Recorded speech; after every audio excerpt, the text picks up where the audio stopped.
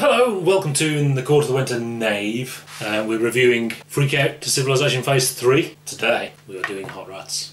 Oh yes. The period following Uncle Meat was a difficult time for the mothers because what they were finding basically was that it wasn't working out financially. The whole band were all on I think $250 a week, which they were moaning about, they weren't happy about. But there wasn't enough money coming in. Zappa ended up I think $10,000 in debt by the end of that last tour with the mothers. So something had to give. They were moaning, they didn't want to rehearse, etc, etc. Their hearts weren't in it enough for Zappa. I think there was a bit of animosity because Zappa was a workaholic, and I think they were probably a bit annoyed that he would just write and write and write and write, want to rehearse and rehearse and rehearse and rehearse, and they probably didn't feel they were getting anything out of it, and a lot of them weren't really up to it, arguably. This was getting continuously more complicated stuff, really pushing the musicians. Really, you just needed better musicians. So it was coming to an end, and apparently they played some huge stadium or something, terrible PA and everything. It was a very difficult situation to be playing in, and supposedly behind the scenes they were on the bill with Duke Ellington. The story goes, Zappa sees Duke Ellington pleading with his manager to give him an advance of $10. After all these years, Duke Ellington, he'd been around for years and years, and he's having to plead with someone to get $10. And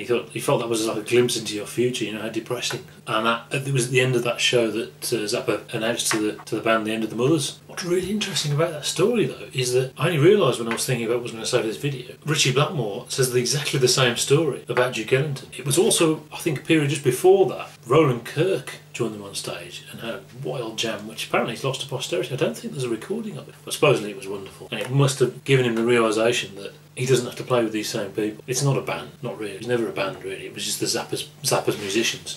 And it was time to move on. I think publicly there was a suggestion of it only being temporary. I don't think that was true. I think really he had moved on. Of course, he took someone with him. Ian Underwood is on Hot Rats. I mean, you could almost call it a collaboration because Ian Underwood's contributions to this are extremely important. What an album. Zappa himself said it's striking how accessible it is. It's not commercial, it's not dumbed down Zappa or anything like that. It just happens to be, because of the jamming nature of the music, they're still recognisable Zappa melodies. It's just instantaneous and it doesn't go away. It's just brilliant. Although it's known for being a jamming album, Zappa's big thing about it was the overdubbing. It was on a state-of-the-art 16-track machine, and they were able to overdub. It's the start of the Fusion trilogy, supposedly. Is it Fusion? Some of it sounds jazzy. He wouldn't have called it jazz, and many people wouldn't call it jazz. So is that relevant? Is it Fusion though? It probably kind of is Fusion, but does it matter if it's jazz? Don't know. Don't care. First song, Peaches, En Regalia. Zappa's theme tune? Maybe. If you had a theme tune, it's Peaches. Wonderful melody. Just a wonderful melody. You can't go wrong with that. You can play it on the guitar. You can play the whole guitar. There's a couple of fast bits and it's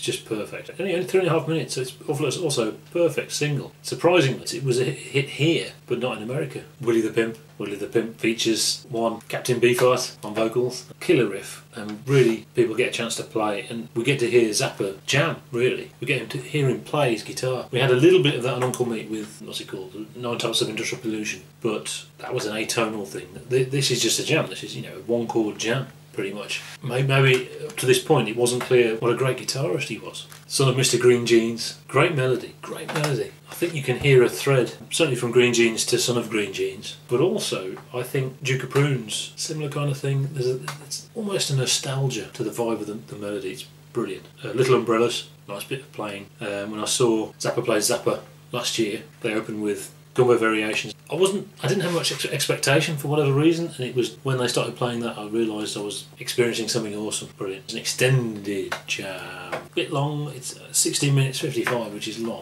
but just some great playing, great violin playing as well. Electric violin, pretty cool. Finishes off with It Must Be A Camel, possibly more typically Zappa, and the melody is less obvious, a bit more avant-garde sounding. I think what's most significant about that last track is it features John-Luc Ponty, the famous violinist, who went on to make an album of Zappa compositions, including King Kong, 2 other Zappa songs, but the other side of the record featured an extended piece which was an amalgamation of Duke of Prunes and Pound for the Brown on the Bus. I think Zappa asked for an orchestra. He asked for like a 90-piece orchestra or whatever, and ended up getting a 10-piece orchestra. So for that reason it's called Music for Violin and Low Budget Orchestra.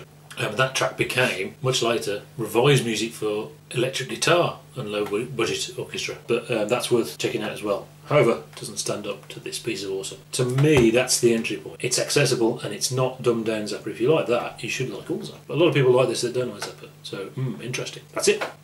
Album number 7. Join me next week for Burnt Weenie Sandwich. See you then.